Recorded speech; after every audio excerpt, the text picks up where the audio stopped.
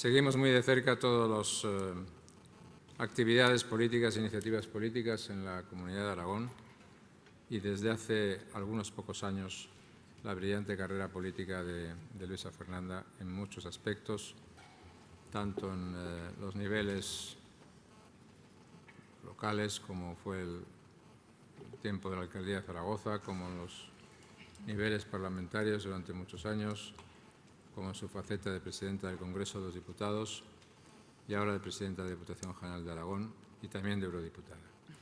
Es decir, que es una carrera breve, pero muy brillante, muy intensa y en todo caso con la alegría de siempre, ¿no?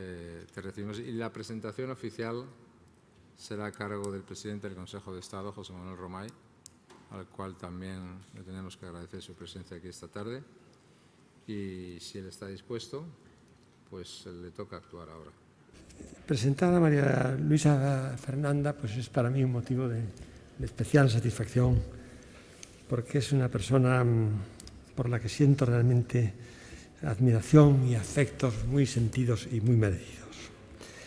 Luisa Fernanda es una mujer extraordinariamente preparada y competente que se dedica a la política y que cumple así el sueño de Ortega. Al político de raza, dice Ortega, le precede la preocupación intelectual y le sigue la acción propiamente política. Esa nota de intelectualidad es síntoma, sigue diciendo Ortega, que distingue al político egregio del político vulgar. ¿Dónde está Luisa Fernanda? Me parece que es evidente. Tuvo una exitosa vida profesional antes de la política, cumpliendo así el sueño de sus padres, él militar y ella ama de casa. El primero, obsesionado con la formación de sus hijas, la madre queriendo que estudiasen para que fuesen independientes.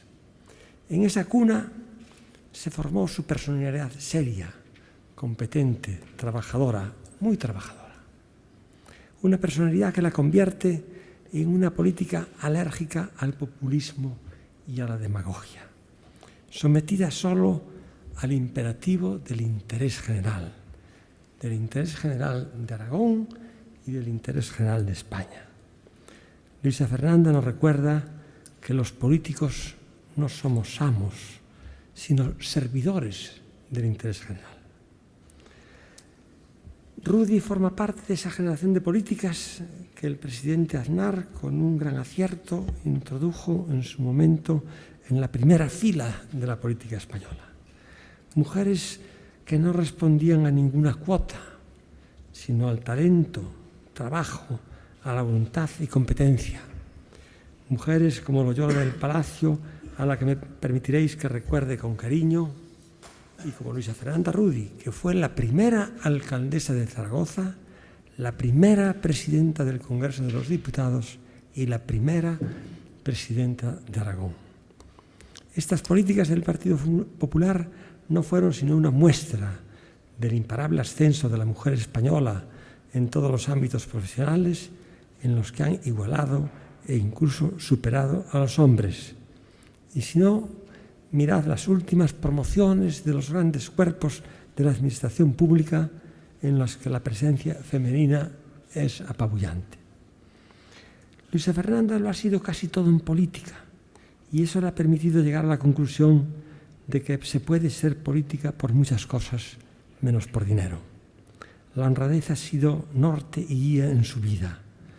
Con políticos como Luisa Fernanda Rudy, que ven en la política una de las vocaciones más nobles a la que servir, la desafectación que estamos viendo en España entre los ciudadanos y los políticos, sin duda no se produciría. Luisa Fernanda preside actualmente la Comunidad Autónoma de Aragón y allí está desarrollando las políticas de reformas, austeridad y sentido común que el momento de España merece.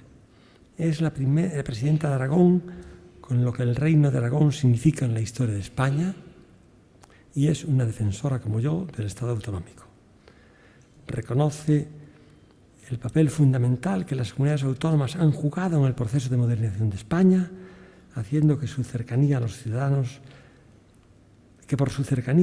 ciudadanos, la prestación de los servicios públicos ha sido mucho más eficaz y eficiente. También ella, como yo, defendemos el sistema autonómico porque es un avance en el sistema de libertades democráticas. No hay un sistema de libertades democráticas, permitirme una pequeña introducción para darle paso a ella después y que desarrolle como se merece este tema, pero quería dejar dichas unas pocas cosas. Una es esta, que creo que tiene mucha importancia. Un sistema de libertades democráticas exige una estructura pluralista del poder. Pero el pluralismo en el más amplio de los sentidos. No basta el pluralismo político de la división de poderes, ejecutivo, legislativo, judicial. No basta el pluralismo político de la existencia de distintos partidos políticos. Es inconcebible una democracia con un partido único. Necesita ese sistema de libertades democráticas. Una estructura pluralista del poder económico. Malamente podría funcionar una democracia si el Estado fuera el dueño de todo. Hace falta pluralismo político de los partidos, pluralismo político de los poderes, pluralismo económico, pluralismo sociales. Hace falta libertad sindical, libertad empresarial, pluralismo de los medios de comunicación. Tampoco sería concebible un Estado democrático con un monopolio absoluto del poder de la información. Y también es una exigencia del pluralismo, de la estructura democrática del poder, el pluralismo territorial del poder. Hace falta una división territorial del poder. No habría un sistema democrático con una concentración absoluta del poder en un punto. Hace falta distribución territorial del poder y a eso es a lo que responde el Estado autonómico que nos dimos en nuestra Constitución. Yo creo que con todos los defectos que pueda tener, y los tiene como toda obra humana, con todas las correcciones que haya que introducir, y habrá que introducirlas siempre, porque como toda obra humana necesitará correcciones permanentes. Creo que fue un éxito esta concepción pluralista del poder territorial también. Creo que en general aproximar el poder a los ciudadanos es bueno, no siempre.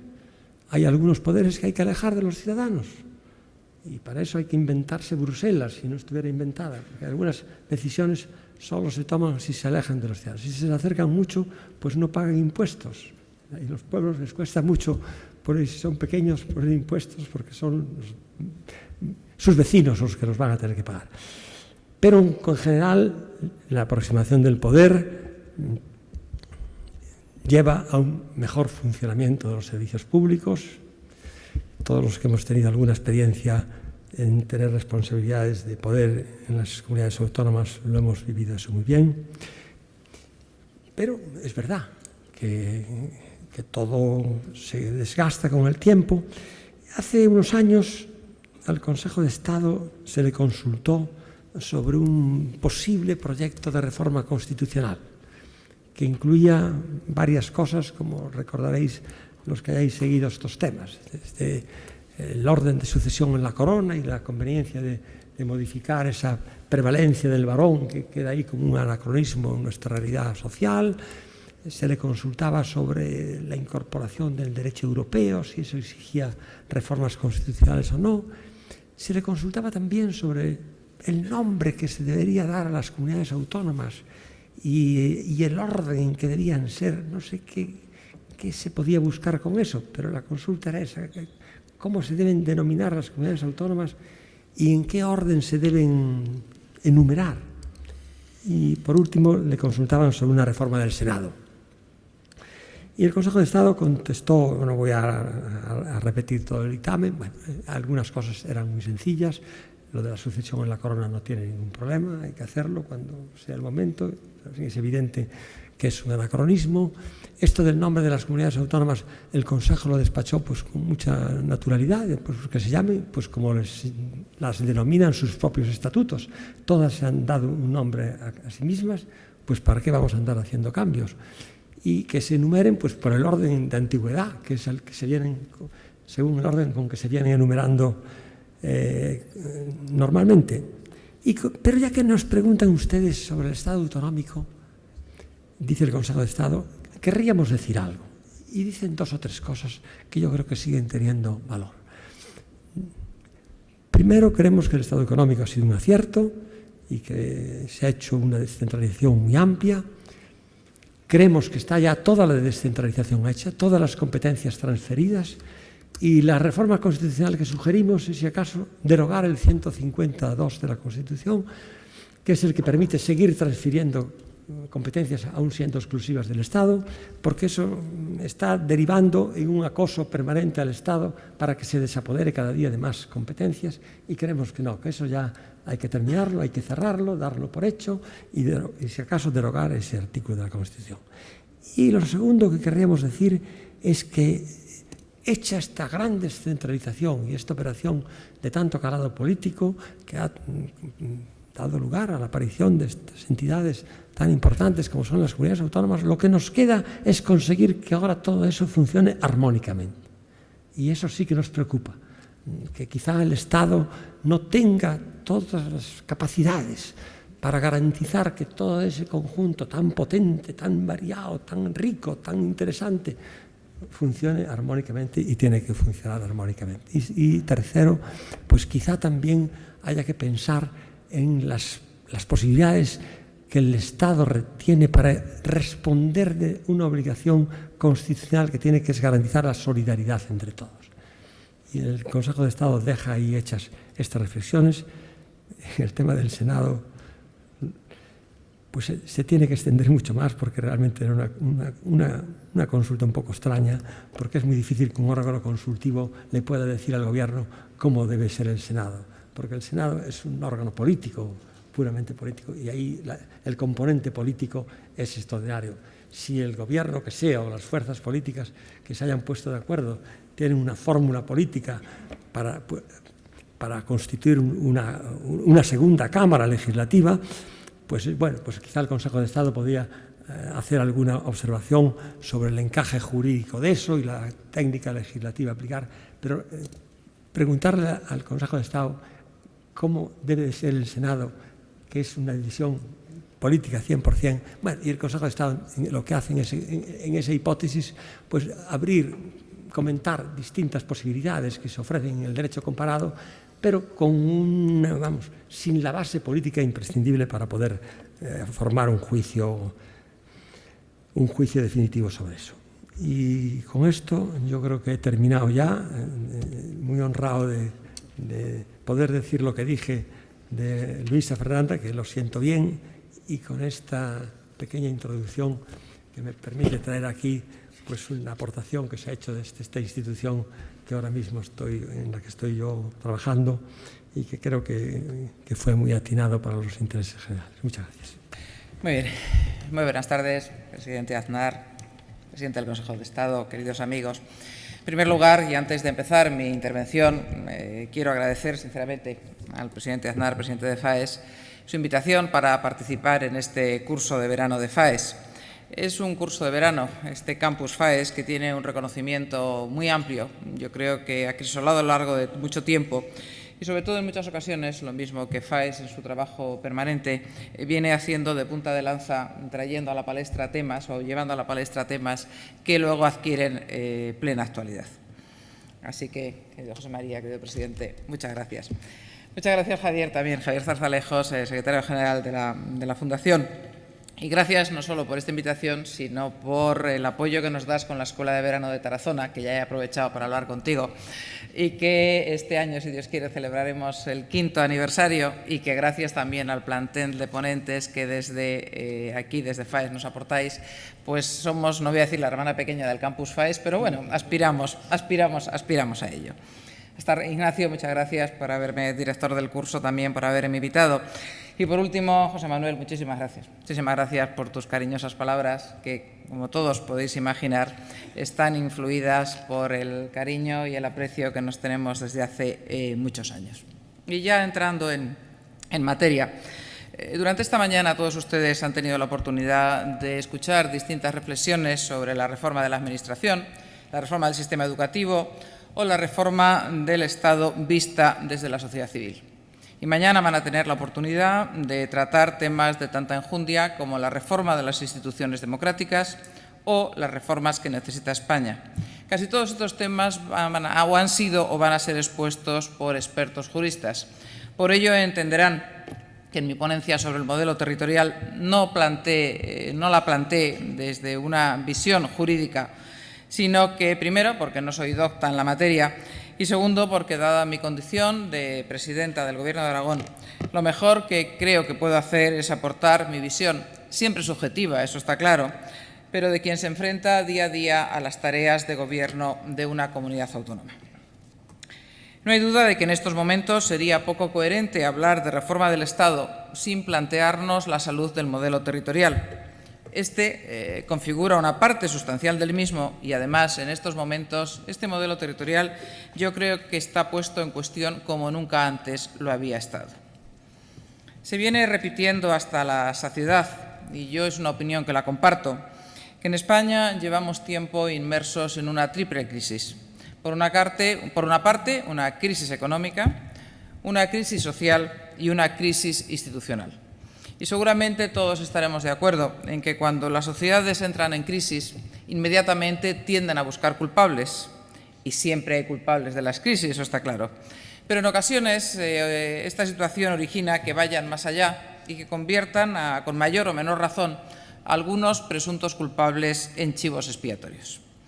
Y en España, que somos muy dados a aplicar la ley del péndulo, durante 30 años nos hemos dedicado con fruición a desarrollar el Estado autonómico hasta el punto de que en muchas ocasiones se llegó a afirmar que la consolidación de la democracia en España o el pleno desarrollo del Estado democrático en España iba indisolublemente unido al desarrollo del Estado autonómico.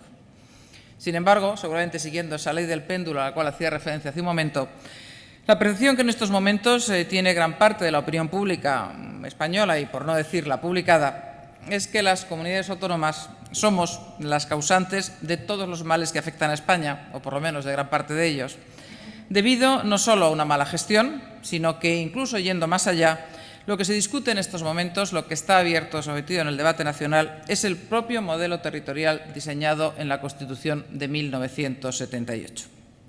Y en este debate estamos viendo propuestas de lo más variopintas. Desde quienes proponen dos modelos diferenciados en España, uno que sería semejante al actual para las mal llamadas, en mi opinión, comunidades históricas, y otro centralizado para el resto del territorio nacional.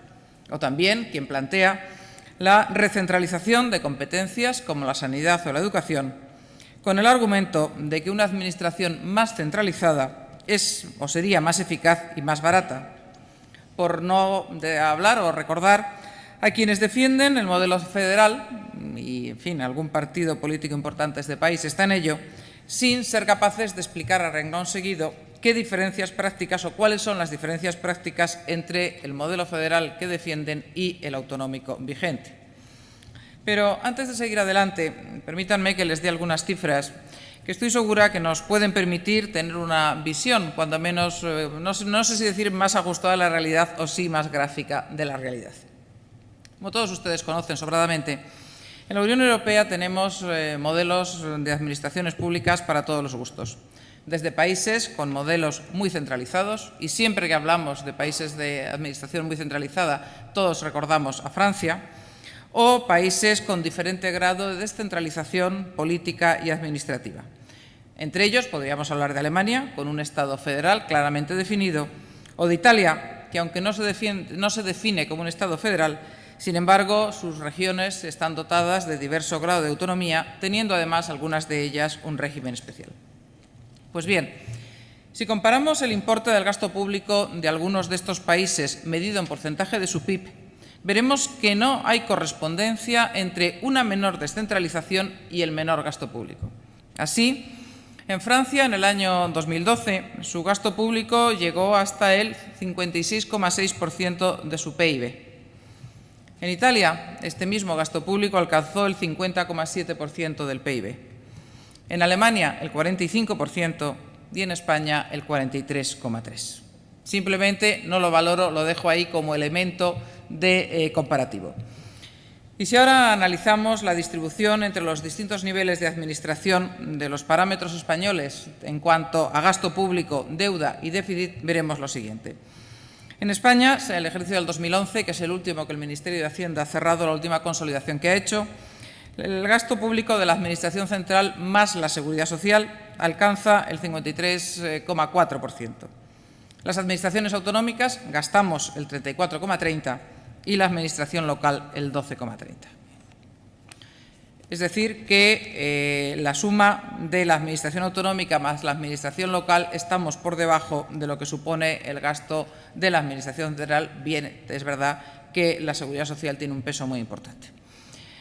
Por otra parte, si vemos la distribución total de la deuda pública entre las distintas administraciones en el primer trimestre del año 2013, veremos, son datos del Ministerio de Hacienda, que la Administración central y la Seguridad Social del 100% de la deuda pública que hay en España ostenta el 77,80%, que las administraciones autonómicas ostentamos el 18,10% y las corporaciones locales el 4,10%.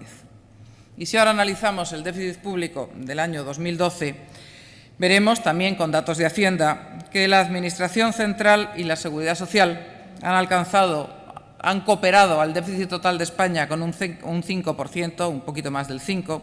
Las comunidades autónomas hemos aportado el 1,76%, hemos aportado en negativo, lo digo con ironía, y las corporaciones locales el 0,15%. ¿Por qué he querido decir estos datos? Simplemente para que pudiéramos comprobar de forma empírica dos cuestiones. En primer lugar, que los modelos no son más o menos eficaces per se, ni consumen más o menos recursos públicos en función de su nivel de descentralización, sino que, en mi opinión, su eficacia depende de la forma en la que estos sean gestionados.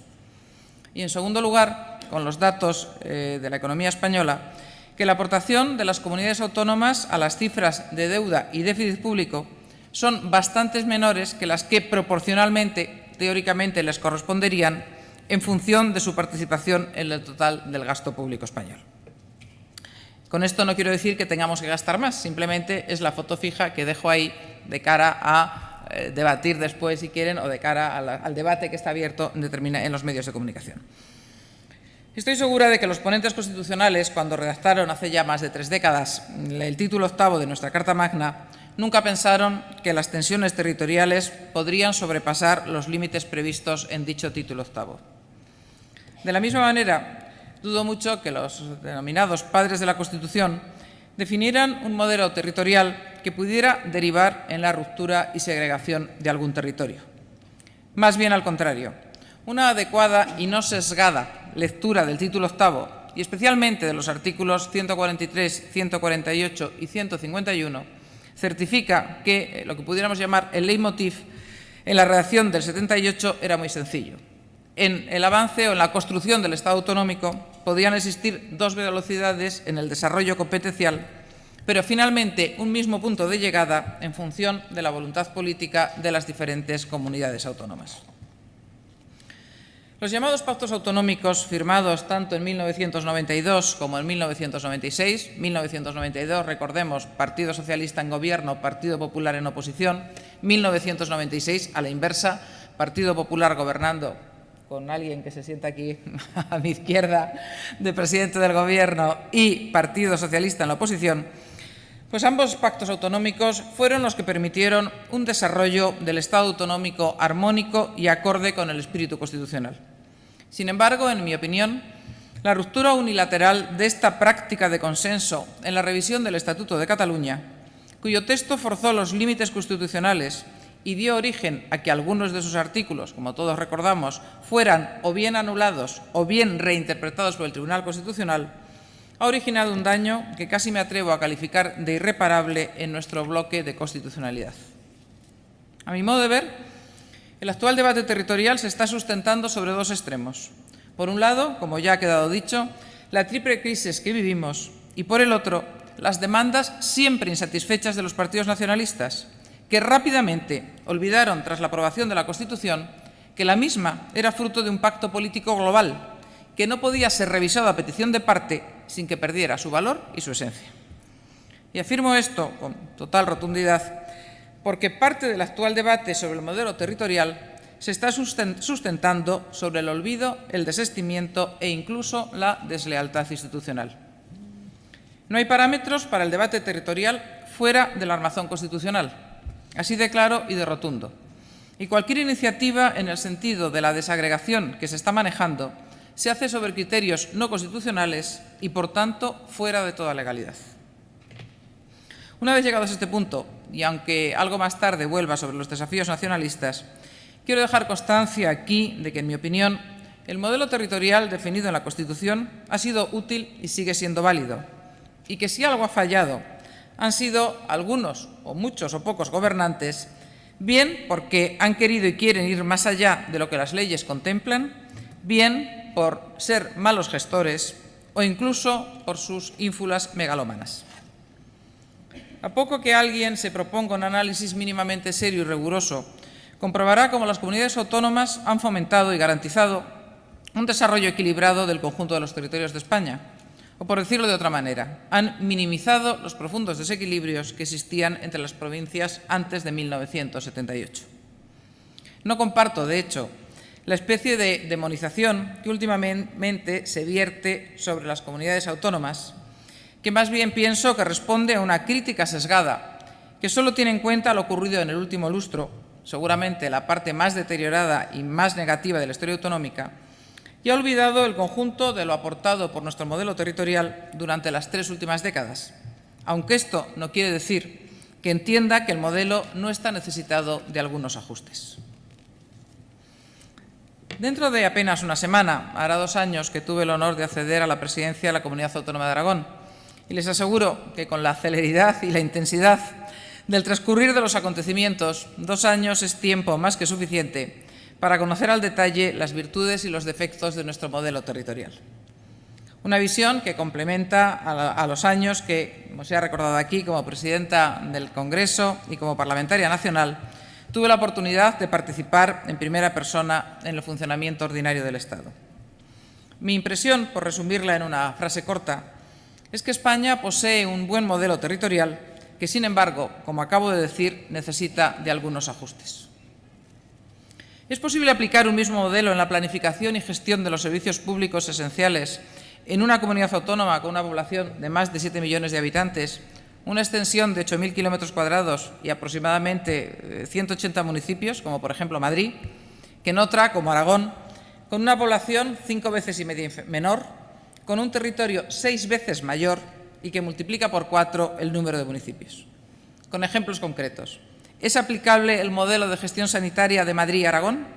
O a la inversa, ¿es aplicable el modelo de gestión educativa de Aragón a Madrid? A poco que se conozcan las dos realidades, resulta evidente que las dos precisan, para su mayor eficacia y eficiencia, de fórmulas de planificación y de gestión diferentes. Y es ahí donde radica, a mi juicio, una de las virtudes positivas del modelo territorial vigente, porque nos ha permitido llegar a estas alturas del trayecto a un acoplamiento bastante equilibrado de regiones con características diferentes. Podemos preguntarnos, ¿dónde está el problema entonces? Las disfunciones que el sistema ha generado tras más de 30 años de vigencia son varias. En primer lugar, y en algunos casos, el fracaso de la gestión económica. La ineficacia económica ha sido el modus vivendi, entre comillas, si se me permite la expresión, no de todas, pero de sí un buen número de comunidades autónomas durante los últimos 10 años. Por sustentar con números también este argumento, aunque sea con un trazo un poco grueso, recordaré que en el año 2011 Castilla-La Mancha acabó con un déficit del 7,3 sobre su PIB y hoy la presidenta Cospedal lo ha bajado al 1,53. Extremadura terminó también el año 2011 con un 4,6 y José Antonio Monago lo ha limitado al 0,69. Podríamos poner otro ejemplo, Cantabria, que de un 4 consiguió bajar al 1,13, o Aragón, por hablar en primera persona, que lo hemos rebajado a la mitad, partíamos del 2,99 y lo hemos dejado en este año 2012 en el 1,44. ¿Alguien pudo llegar a creer en algún momento que el modelo territorial, con esas cifras de sobreendeudamiento era realmente sostenible. A tenor de lo visto, más de algún presidente de comunidad autónoma, que ya no lo es, sí que lo creyó. Y ese fue uno de los errores, de las quiebras, que ha llevado ahora al debate de repensar la idoneidad del modelo territorial. Primero, como digo, la mala praxis económica. Pero, ¿cuál ha sido, desde mi perspectiva, la segunda imperfección del modelo autonómico? En mi opinión, practicar un autonomismo endogámico o de puertas hacia adentro, cuando lo que habría que haber hecho es un autonomismo pensando en grande, pensando en España y pensando en Europa. Se ha obviado, con demasiada ofuscación, que lo que sucede fuera de nuestras fronteras es determinante para lo que ocurre dentro de cada una de nuestras comunidades autónomas.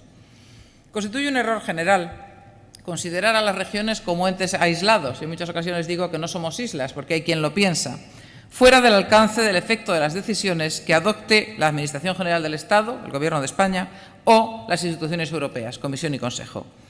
Pero es que además se trata de un error fundamentalmente estratégico, porque significaría que las comunidades autónomas caminan a un ritmo desacompasado con el Gobierno de España y el Ejecutivo Europeo, que son los que cada vez más enmarcan las directrices generales de funcionamiento, por lo menos, y para ser práctico, recordemos que son quienes fijan el déficit público y, por tanto, el techo de gasto. Por ello, mala praxis económica primero, endogamia después. Pero también me gustaría recordar hoy aquí o poner de manifiesto un tercer y cuarto aspecto del modelo autonómico que entiendo que tampoco ha funcionado como debiera. Por una parte, la asunción de competencias impropias y, por otro, el exceso de legislación, la inflación legislativa de muchos parlamentos autonómicos y la capacidad de emulación, por otro. Las comunidades autónomas, como ustedes saben, tienen encomendada eminentemente una función social que está en el corazón de nuestro estado de bienestar: la educación, la sanidad y los servicios sociales o políticas de cohesión. En determinadas ocasiones, estas prioridades han sido sustituidas en la gestión de algunos ejecutivos autonómicos por los patrocinios, las subvenciones, las obras públicas de más que dudosa utilidad, los gastos corrientes sin medida y todo tipo de decisiones adoptadas sin reparar en su coste o sin tener presente si eran competencias exclusivas o no de la comunidad autónoma. Fruto de esta incoherente alteración de las prioridades, en el pasado, prácticamente hoy, todos los gobiernos autonómicos nos vemos con serias dificultades para hacer frente a esa función social, educación, sanidad y servicios sociales a la que antes aludía. ¿Cómo afrontar todo esto entonces? Y sobre todo, ¿cuál es el camino correcto en el futuro? Podría ser, o debe ser, la pregunta lógica que, llegado este momento, se plantee en mi intervención. Aunque avanzaré algunas claves, me gustaría que este fuera uno de los asuntos que pudiéramos abordar en el debate o en el coloquio posterior. No quiero aburrirles con una explicación detallada de las recetas que hemos aplicado en Aragón, que además no significa que de manera obligada puedan funcionar en otras comunidades autónomas. Pero sí voy a poner algunos ejemplos porque creo que expresan una senda nueva por la que discurrimos, eso sí, con firme determinación para cambiar el rumbo. Una senda cuyo punto de partida es la palabra reforma. Una agenda reformista, por decirlo con palabras que ahora están muy de moda o que llevan de plena actualidad, porque si no recuerdo mal somos el partido de centro reformista, hace muchos años nos definimos así, pero que en Aragón ya veníamos utilizando desde hace 2 años y que nos está permitiendo detener el deterioro económico y recuperar la confianza. Cuando cedimos al Gobierno en julio del 2011, nos dimos cuenta de que había un conjunto de áreas básicas en la Administración regional que funcionaban mal y decidimos cambiarlas. Es lo que podríamos llamar reformas básicas. Así, promovimos una Administración más transparente con el ciudadano, también con el Parlamento, porque los ciudadanos tienen el derecho de saber qué hacemos sus gobernantes y algo que les preocupa más, a qué destinamos su dinero. Además, ahora intentamos ser una Administración cumplidora con nuestros proveedores, regularizamos un agujero de 465 millones que nos encontramos en los cajones de facturas sin dotación presupuestaria y estamos en el camino, aunque todavía no hemos llegado a la meta, de reducir el sector público empresarial autonómico y la deuda que él arrastra. Al mismo tiempo, estas reformas básicas también han tenido una impronta ideológica. Mantenemos un sólido compromiso con las políticas sociales, pero se acaba con el despilfarro y se gestiona con criterios de eficacia y eficiencia. En el presupuesto de la Comunidad Autónoma de este año 2013, 2 de cada 3 euros los destinamos a gasto social, educación, sanidad y servicios sociales. Y al mismo tiempo, estamos dando los primeros pasos para eliminar duplicidades administrativas bajo el lema de una administración, una competencia. A lo anterior, decidimos añadir otro bloque de reformas, en este caso lo que hemos definido reformas para ahorrar. En el año 2012, el Gobierno que presido envió a las Cortes que aprobaron 8 proyectos de ley destinados a poner en orden las cuentas de la comunidad y a preparar nuestra economía para salir de la crisis. Hemos adelgazado la estructura política y administrativa. Hemos reducido el gasto de mantenimiento de la propia Administración, alquileres, parque móvil, telefonía, contratación centralizada de distintos servicios, publicidad, protocolo, dietas, etcétera, etcétera. Cuando no, incluso ahorro en la propia gestión. Hemos conseguido ahorrar en sanidad 140 millones y en educación 43, sin cerrar un solo hospital o una sola aula, simplemente intentando aplicar una gestión más racional. A estos dos hemos sumado un tercer bloque de reformas que hemos denominado reformas para crecer, cuyo objetivo es mejorar la fortaleza de nuestra economía, siendo muy conscientes de que la política económica viene determinada por el Gobierno de España y por la Unión Europea. Pero en el margen de maniobra que nosotros tenemos, el Gobierno de Aragón no ha subido los impuestos a los ciudadanos, no hemos aplicado el recargo de los hidrocarburos, hemos promovido deducciones en el IRPF por inversión en sociedades de I+D+I o por financiación en proyectos de financiación de emprendedores, los llamados business angels. También hemos aplicado deducciones en el IRPF por la compra de libros y de material escolar. Y al mismo tiempo hemos diseñado y hemos aplicado ya en el año 2012-2013 una senda para reducir la tributación en el impuesto de sucesiones y donaciones entre cónyuges y de padres a hijos, que dejará prácticamente exentas estas transmisiones al finalizar 2015, es decir, al final de esta legislatura. También, dentro de este paquete de reformas para crecer, firmamos al principio de la legislatura un acuerdo con empresarios y sindicatos para favorecer la competitividad y el empleo. Y hemos puesto en marcha, con colaboración de todos los sectores sociales, de todos los sectores implicados, lo que hemos denominado una estrategia aragonesa de competitividad y crecimiento. Solo son ejemplos de cómo hemos aplicado la palabra reforma a diferentes ámbitos de la actividad de la comunidad autónoma que presido y que nos sitúan con cifras y datos objetivos, si me permiten la expresión, menos mal, yo nunca digo mejor que, sino menos mal que la media de algunas otras regiones españolas y que la media española. Estamos estableciendo, como verán, una nueva relación entre sociedad e instituciones públicas, porque estamos cambiando el papel que reservamos para la sociedad y el que otorgamos a las instituciones, ampliando el primero y reduciendo el segundo.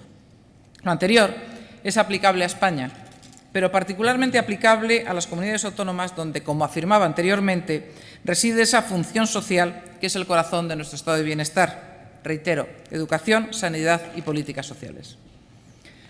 Considero que el actual modelo autonómico ha sido determinante para mejorar el bienestar y la prosperidad de nuestros ciudadanos, pero al mismo tiempo y con la misma rotundidad afirmo que no siempre ha sido gestionado continuo y es ahí donde creo que resulta conveniente repensarlo.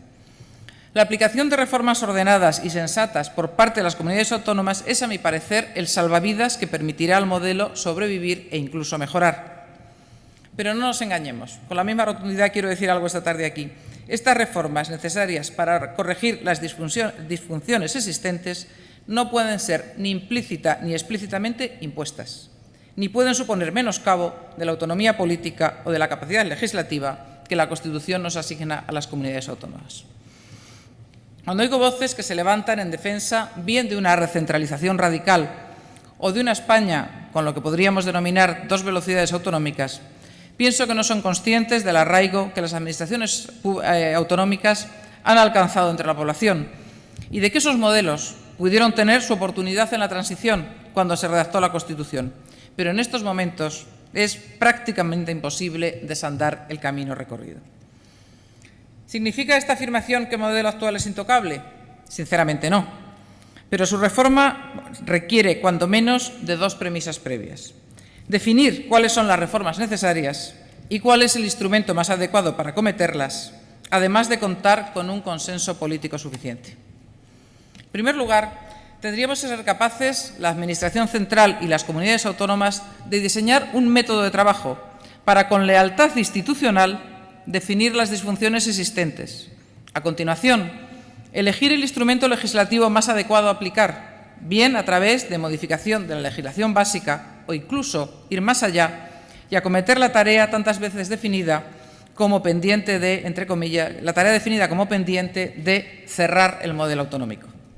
Y aunque no está en mi ánimo proponer una reforma constitucional, sí quiero recordar aquí, y lo recordaba José Manuel Romay hace un momento, que el Consejo de Estado, en su informe de febrero del 2006, fue un poco más allá de lo que el Gobierno de entonces le había solicitado e incorporó en dicho documento un quinto apartado en el que analizó, según su propia redacción, los principios constitucionales que rigen la relación de las comunidades autónomas entre sí y con el Estado, la de la relación entre comunidades autónomas y provincias y, por último, la del mecanismo que asegura la apertura del sistema.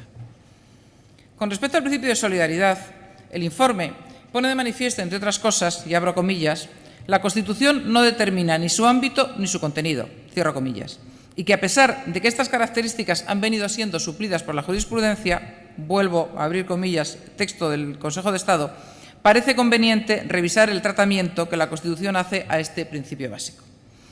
De la misma manera, en relación con el principio de igualdad, el informe pone de manifiesto cómo la distribución del poder político entre entes dotados de capacidad legislativa propia da origen a una cierta diversidad de derechos y obligaciones de los españoles en las diversas partes del territorio nacional, y que la diversidad intrínseca del sistema solo es tolerable dentro de ciertos límites.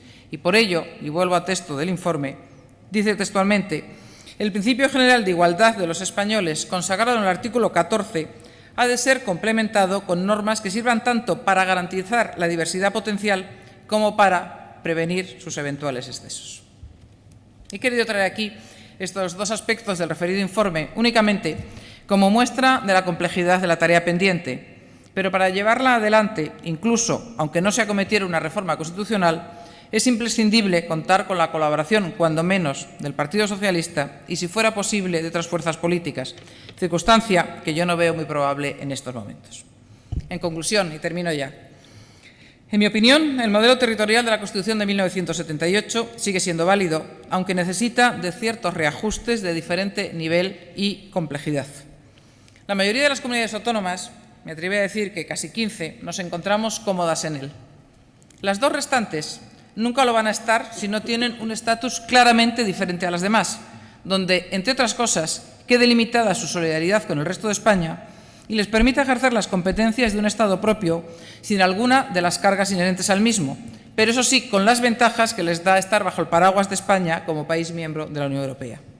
Con lo expuesto hasta aquí, he intentado explicar cuál es mi visión sobre el camino recorrido por España en el desarrollo de nuestro modelo territorial, cómo veo la situación actual y, conscientemente, he dejado solo apuntado algunos de los caminos que conjuntamente los españoles deberíamos de emprender. Muchísimas gracias.